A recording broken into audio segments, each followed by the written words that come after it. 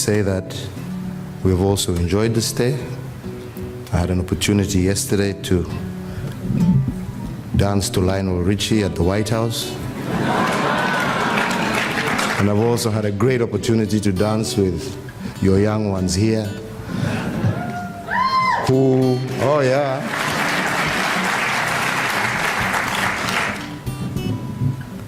I must say that I was beginning to wonder whether Washington has boys, you know.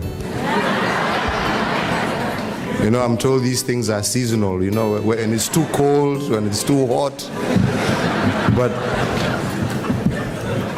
I'm sure they are there.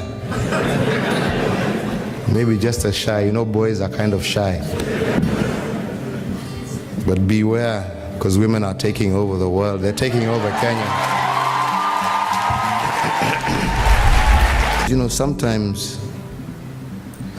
when I look at my page, be it Facebook or the Twitter account or whatever, and you see some of the comments that people make, the haters and likers and all this, and you see what people comment. You know, there's some very positive and very useful comments, even if they're criticisms, because we are there to be criticized when you don't do the right thing, right? But some of the comments, you know, degenerate into something that makes you wonder, why did we go this digital age? I mean, it was better when we just had a newspaper to read and you couldn't do anything. You know, when you see the way people interact, sijui wewe ni kabila hii, wewe una hate kwa sababu wewe ni kabila hili. Let us go out there with a positive message, even if it is criticism. Don't criticize negatively. Yeah? Because you know, whether you like it or not, like I said, choices are there. That's why we're a democracy. Au ni namna gani jameni? Miaka 5 hata kama unaniudhi namna gani, hakikisha umepiga kampeni. Mimi nitaenda nyumbani, mkinitoa mwingine atakuja. Are you going to hate the next one also? Will we be able to develop that way? Let us please learn how to be civil to one another and to know that differences in opinion, yeah? All right? Can you imagine if we all thought the same, that you woke up in the morning and you turned around and said good morning to your wife and she said good morning. You know that little fight and scuffle sometimes you have with your wife makes life exciting. Or with your husband. Huh? Can you imagine if you woke up every day and you agreed with everything your wife said? And your wife agreed with everything that you said? Wouldn't that be a very boring life? It's good sometimes if we argue, because it makes you think, now why did she do that this morning? Why did he do that this morning? Yeah? And it makes you do something better. So I say that because, you know, in going through some of the issues that you have raised, I want to first and foremost eliminate all those that have to do with all those negative aspects. Let us look at the positive aspects. Yeah? Let us look at ourselves, at the real challenges we have, and let us argue as to which way is better. My way, your way, yeah? But not because you're black, you're white, not because you're a Luo, Kikuyu, Kalenjin, Kamba, but, you know, my idea versus your idea helps you think, helps you get a better solution, yeah? And helps us make a better country, helps us make a better world. So this is one thing that I just wanted to be clear, you know, as we move on.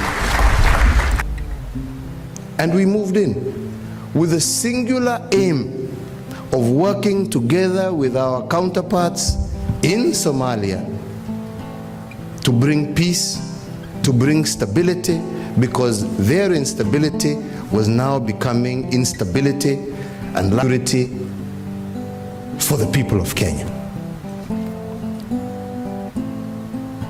So the argument that some of you are saying, oh, you know, we need to pull out of stuff, Imagine today you pull out of Somalia. What guarantee do you have that now Al-Shabaab will not now find route to stay? Do you give that guarantee to the 40 million Kenyans? So the only time Kenya can pull out of Somalia can only be such a time when Somalia stabilizes, when they have a firm government that is able to secure their own boundaries and people. Until such time, it is the responsibility of every Kenyan, it is the responsibility of every person in the region, it is the responsibility of the international community to work together with the majority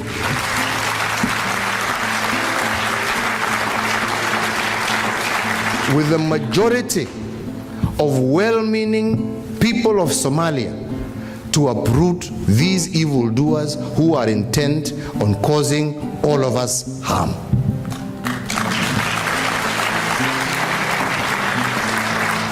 And I promise you, Kenya has no further designs or interests in any single part of Somalia. All we are interested in is peace, is security. And I would plead with you, including our diaspora here, that those passing out messages that they, you know when they say, oh, this government is against a certain community, I say, look at our government. Our government is one and has been one of the most inclusive governments to especially minorities that have never been considered in mainstream government. If we had a problem with the Somali community, would my sister Amina Mohammed be the Minister of Foreign Affairs and representing the interest of Kenya? If this government had any ill against the Somali community, would my good brother Aden Mohammed be in charge of all business enterprises in this country called Kenya? If this government had any harm against our Muslim brothers and sisters, would Najib Balala be the Minister of Mining in charge of all the extractive industries in our country? Surely you would be able to see our hand. Surely we would not have people like that in such critical areas. Would Aden Duale be the head of majority, the leader of majority in the Republic of Kenya? Were we hostile? Surely our interest is only but one. Please, we just want peace. We want the opportunity to prosper our nation, and we want the opportunity for the people of Somalia also to prosper, because if they prosper as our neighbors, we too shall prosper. That is all we are desirous of.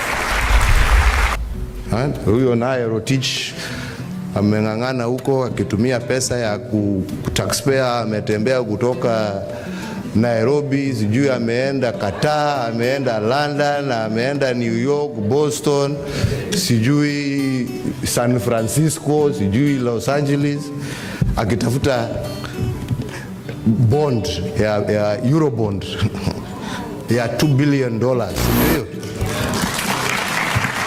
I must say, first and foremost, it was very successful, and we congratulate him for the job. But you know what the truth of the matter is?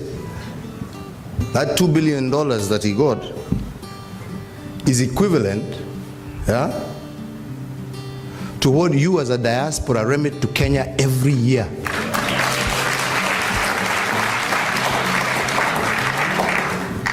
Lakini shida yetu sisi, kila mtu anaeka yake $200, yanaenda, mama wewe weka hiyo kwa account ile yangu ile ya chini pale, usioneshe bibi akija kwa sababu hiyo uweke kando.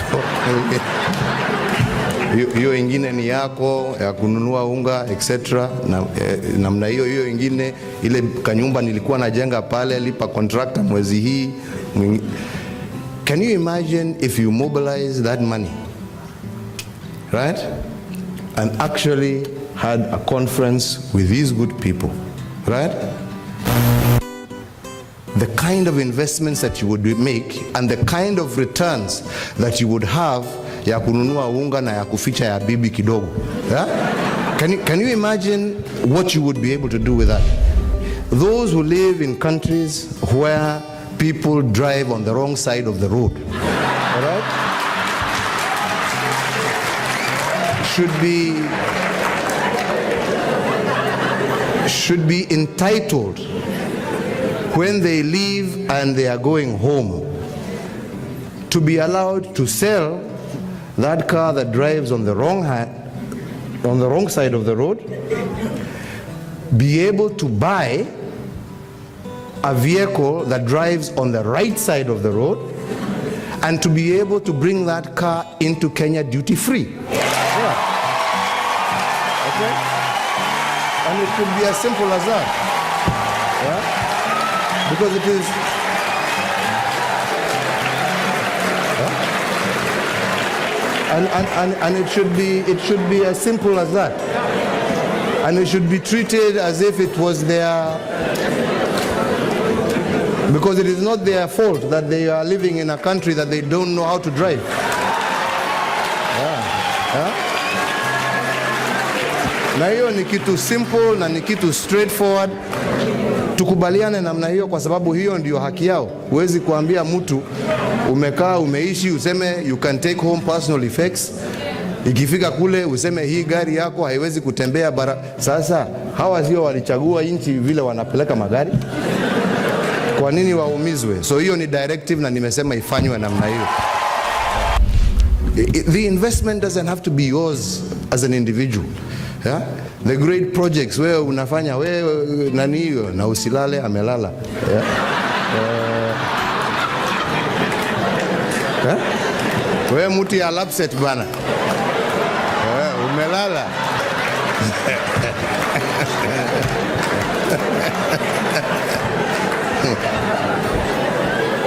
Uambie juu ya hiyo project yako ya Lamu Port, what you are doing, yeah?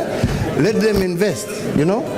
But if you could, and we need just to work together, yourselves and Treasury, to get an instrument that can help you invest in some of these major projects, right? Because you have those resources if we can properly manage and collectively deal. And Henry, I would challenge you, because this is something we talked about even when I was at the Treasury. And kila saa tunasema tuko na bond ya diaspora, bond ya iko wapi jameni, watu